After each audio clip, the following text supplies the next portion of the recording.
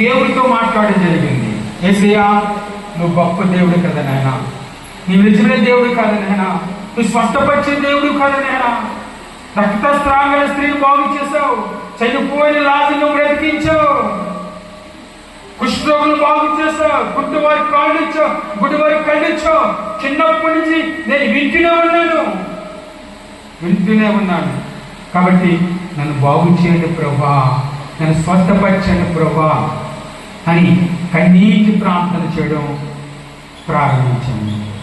అంతేకాకుండా ప్రియమిత్రులారా, రెండోదిగా, ప్రభా నువ్వు కానీ నన్ను స్వస్థపరిస్తే, నువ్వు కానీ నాకు ఆరోగ్యం ఇస్తే, నాకు నా బలహీనతని తీసివేస్తే, నీ కొరకు సాక్షిగా ఉంటాను ప్రభా, నీ కొరకు జీవిస్తాను ప్రభా, నీ కొరకు పరిగెడతాను ప్రభా, అనేకం ఎదుట సాక్షిగా నిలబడతాను ప్రభా అని ఒక గొప్ప తీర్మానం చేసుకున్నానండి. ప్రియమిత్రులారా, దేవుడి దగ్గర నా పాపాలు ఒప్పుకున్నాను. మూడవదిగా, ప్రభా నీకు వ్యతిరేకంగా అనేక పాపాలు చేశాను, నీకు వ్యతిరేకంగా అనేక తిరిగాను ప్రభా, ఎన్నో దొంగతనాలు చేశాను, ఫ్రెండ్స్ తో ఇష్టానుసరిగా తిరుగువాడిని, ఇష్టానుసరిగా జీవించేవాడిని. టౌన్లో ఉన్న బ్రతికి ఎలా ఉంటుందో మీకు తెలుసు. హల్లెలూయా. టౌన్లో ఫ్రెండ్స్, నాకున్న ఫ్రెండ్స్ చాలా డబ్బు ఉన్నవారు. అంటే చదువు నిమిత్తము మా పల్లెటూరు నుంచి కాకినాడ మా అన్నయ్య గారు తీసుకొచ్చారు, చిన్నప్పుడే తీసుకొచ్చారు. దానివల్ల చిన్నప్పటి నుంచి టౌన్లోనే నా జీవితం గడిపాను.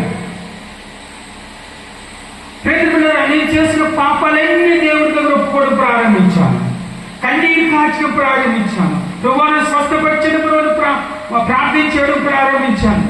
ఎప్పుడైతే కన్నీరు కాచి ప్రార్థించేసి నేను దేవుడు ఒప్పుకుంటున్నానో, సరి చేసుకుంటున్నానో, సరిదిద్దుకుంటున్నానో, ప్రియమిత్రులారా, అర్ధరాత్రి వేళ ఆకాశంలో నుండి ఒక గొప్ప శక్తి వచ్చి నాలుగు దూరింది. చెప్పలు కూడా తెలుసు. ఆకాశంలో నుండి ఒక గొప్ప శక్తి అలా చూస్తుండే నాలుగు దూరింది. ఎప్పుడైతే ఆ శక్తి, ఆ వెలుగు ఆశ్చర్యమైన మీరు చెప్తుంటే చాలా ఆశ్చర్యకరంగా ఉంది. ఎప్పుడైతే ఆ యొక్క శక్తి, ఆ వెలుగు నాలో దూరిందో, అసలు లేవలేని స్థితిలోనే నేను, బలహీనమైన స్థితిలోనే నేను, ఇద్దరు పట్టుకుంటేనే కానీ నడవలేని స్థితిలోనే నేను, నాకు నేను లేవడం ప్రారంభించాను. హల్లెలూయా. నాకు నేను లేచిపోయి బాత్రూమ్కి వెళ్ళడం ప్రారంభించాను, నా పనులను చేసుకోవడం ప్రారంభించాను. ఇంచుమించు 4 గంటలు, తెల్లవారుజాము 4 గంటలు నాకు నేను లేచిపోయాను. ఆ దగ్గరున్న పేషెంట్లు ఆశ్చర్యపోతున్నారు, ఇదేంటి